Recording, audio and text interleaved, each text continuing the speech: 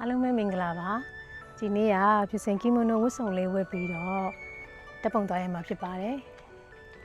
ဒီဝတ်စုံလေးကသူတို့ဒါဆမ်မာအတွက်ပေါ့နော်ထုတ်ထားတဲ့ဒါယူကာတာ dress လေးပါအားလုံးပဲတူတူလိုက်ခဲ့ပေးပါဦး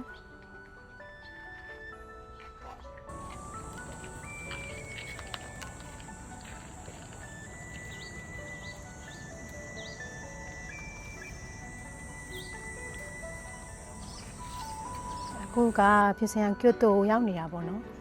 ဒီကျိုတိုရောက်တဲ့အခါကျလို့ရှိရင်များသောအားဖြင့်ကသူတို့ဒီမှာကီမိုနို wearing experience လေး try ကြရတယ်ပေါ့အကယ်၍ကျိုတိုလာလဲတဲ့ခါကျလို့ရှိရင်သူတို့ဒီဖះเจ้าလေးနားမှာဆိုတော့ကီမိုနိုဝတ်စုံငှားလို့ရတဲ့နေရာလေးရှိရယ်အဲဒီမှာကိုကြိုက်တဲ့ဝတ်စုံလေးရွေးပြီးတော့မှအလှတက်ပုံလေးရိုက်ကြတယ်ပေါ့နော်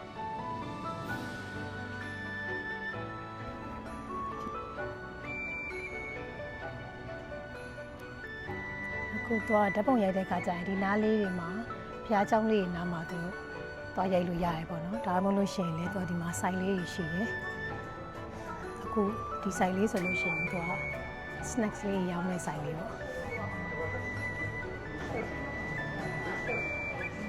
အခုဒီမှာရတဲ့မုတ်ကလေးတွေပါဖြစ်စင်ကတော့ matcha latte လေးမှာပါမယ်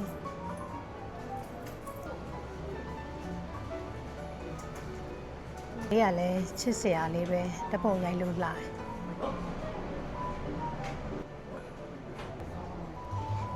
တယ်ဒါကကိုဖြစ်စင်မှာထားတဲ့ matcha latte လေးပါ